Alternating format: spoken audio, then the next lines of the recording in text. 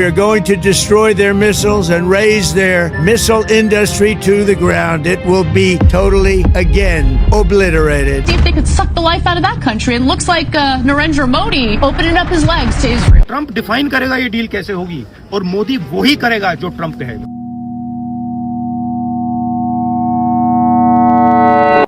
February 28, 2026, USA and Israel Iran पर एक joint strike करते हैं और इसका रिजल्ट 72 आवर्स में ऑयल के प्राइस स्पाइक कर जाते हैं।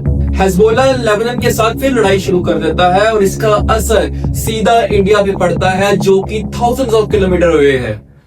आज हम गवर्नमेंट से वो क्वेश्चन पूछेंगे जो कि इंडियन मीडिया नहीं पूछ रही कि ये जो यूएसए इजराइल वॉर है ये इंडिया के लिए क्या मायने रखती है। क्या प्राइम मिनिस्टर मोदी का इजराइल के लिए बढ़ता हुआ प्यार एक स्ट्रेटेजिक पॉइंट है या ये ही इंडिया के लिए एक बर्बादी का कारण बनेगा। और उन 9 मिलियन इंडियन वर्कर्स का क्या होगा जो गल्फ में काम कर रहे हैं। We are going to look at this from all sides, the geopolitical, the economic, the moral, and let you decide. So stay with us. चलो जल्दी से देख लीजिए कि ये स्टार्ट कैसे हुआ।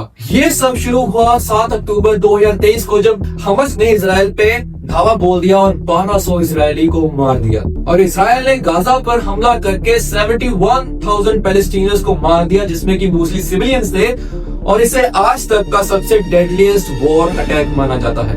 अक्टूबर 2025 के आधे ट्रंप ने सीज फायर डिक्लेयर किया और कहा comprehensive plan to end the Gaza conflict.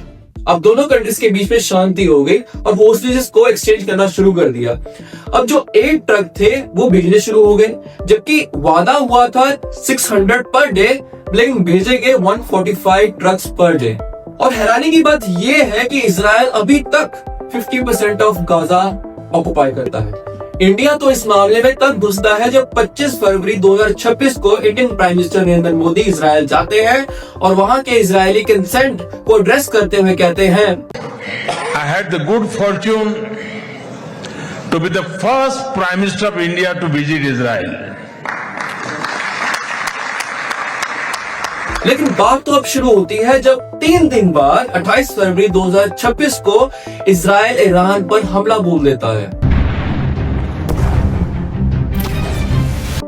अब इंडिया की पोजीशन खतरे में पड़ जाती है क्योंकि ईरान सिर्फ इंडिया के लिए एक कंट्री नहीं एक नेबर है, एक एनर्जी पार्टनर है और एक गेटवे टू सेंट्रल एशिया है। लेकिन मोदी के सपोर्टर तो नरेंद्र मोदी को सपोर्ट करेंगे ही और कहते हैं कि इजराइल तो इंडिया का सबसे बड़ा एलाय रहा है। 34% ऑफ आर्म्स इजराइल 2020 से लेकर 2024 तक एक्सपोर्ट कर चुका है इंडिया को। अब दोनों कंट्रीज के बीच में एक स्पेशल स्ट्रेटेजिक पार्टनरशिप डिक्लेयर हुई जिसके तहत दोनों कंट्रीज में जो रिलेशन है थोड़े और बढ़ गए इजराइल और इंडिया के बीच में। लेकिन कुछ क्रिटिक्स का कहना है इंक्लूडिंग हमारे डिप्लोमेट्स का ये कहना है कि इंडिया हमेशा न्यूट्रल रहा है, ये किसी की अगेंस्ट नहीं हुआ और किसी के फॉर नहीं हुआ। भारत सरकार जोर देकर आग्रह करती है कि ऐसी कोई सैन्य कार्रवाई न की जाए जिससे अंतर्राष्ट्रीय समुदाय की सामूहिक सहमति प्राप्त न हो। लेकिन इस वॉर का इंडिया पे क्या असर पड़ा है? आपका चाहे कोई भी पॉलिटिकल ओपिनियन हो, आप चाहे मोदी सपोर्टर हो या कांग्रेस सपोर्टर हो, लेकिन आपके ओपिनियन से इकोनॉमिक्स को कोई फर्क नहीं पड़ता। और ये जो नंबर्स है ये शो कर रहे हैं कि हमारे इंडिया की इकोनॉमी बहुत खराब हुआ है और आगे भी बहुत खराब हो सकती है। इंडिया अपना लगभग 85% ऑफ ऑयल इंपोर्ट करता है और ये जो गल्फ पर्शियन कंट्रीज है ये इंडिया के लिए सिर्फ एक कंट्रीज नहीं एक एनर्जी लाइफलाइन है। जब 28 फरवरी को यूएस और इजराइल ईरान पर हमला करते हैं तो हमारे ऑयल के प्राइस तुरंत स्पाइक कर जाते हैं। गवर्नमेंट ने एनर्जी सब्सिडीज के लिए $24 बिलियन बजट किए हैं लेकिन एनालिस्ट का ये कहना है कि अगर इसी तरह हमारे हाई प्राइस रहे ऑयल के तो ये सब्सिडी बिल 4 से लेकर $6 बिलियन तक बढ़ सकते हैं। अब बात करते हैं एक ह्यूमन एंगल की जो कि इतना न्यूज हेडलाइंस में नहीं आता। 9 मिलियन से ज्यादा इंडियन वर्कर गल्फ कंट्री में काम करते हैं, चाहे वो सऊदी अरेबिया हो चाहे वो कतर हो। अगर गल्फ कंट्री में इंडिया के अगेंस्ट सेंटिमेंट्स ग्रो होते हैं जो कि न्यू दिल्ली का जो हमारा इजराइल की तरफ ध्यान ज्यादा है तो हमारे जो इंडियन वर्कर्स है गल्फ में उनकी जॉब खतरे में है, कॉन्ट्रैक्ट्स कैंसिल हो सकते हैं और इसका नतीजा ये हो सकता है कि वो जो वर्कर वहाँ काम कर रहे हैं उनको वहां से निकाला भी जा सकता है। और एक ऐसा एंगल जो इंडियन मीडिया बिल्कुल बात नहीं कर रहा, आइए बात करते हैं ट्रेड कॉरिडोर की बैटल। यूरोप तक ट्रेड करने के लिए इंडिया के पास 2 कनेक्टिविटी प्रोजेक्ट है। पहला है IMEC, India middle east Europe economic corridor, जो यूएई, सऊदी अरेबिया, जॉर्डन और इजराइल के थ्रू जाता है। दूसरा है INCTC, international north south transport corridor, जो ईरान के थ्रू रशिया और यूरोप तक कनेक्ट करता है। लेकिन यूएस, इजराइल और ईरान के कॉन्फ्लिक्ट ने INSTC को बिल्कुल ही फ्रीज करके रख दिया है। इंडिया ने ईरान के छाबहार पोर्ट में $120 मिलियन इन्वेस्ट किए हैं, जो कि हम खतरे में दिखाई देते हैं।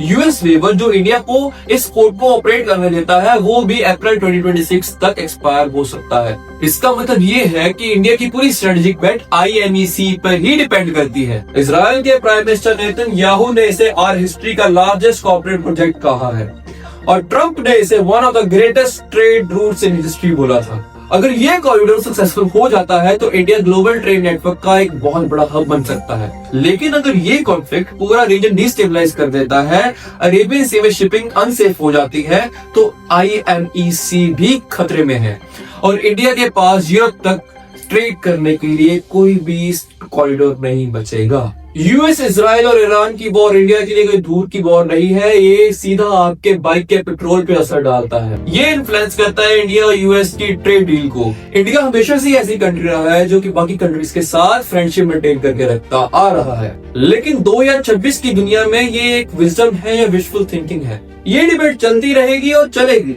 और हम आपको ये बताने आए कि आप क्या सोचे, हम आपको बताने आए हैं फैक्ट्स, क्योंकि आप डिसाइड करेंगे कि इंडिया के लिए क्या सही है क्या नहीं, क्योंकि आप इंडिया के सिटीजन हैं। तो कमेंट में जरूर बताएं कि जो मोदी यूएस और इजराइल के फेवर में जा रहे हैं, ये इंडिया के लिए सही है या इंडिया अपनी इंडिपेंडेंस वॉइस खो रहा है। अगर आपको ये वीडियो पसंद आई तो शेयर करें, सब्सक्राइब करें और खुश रहें।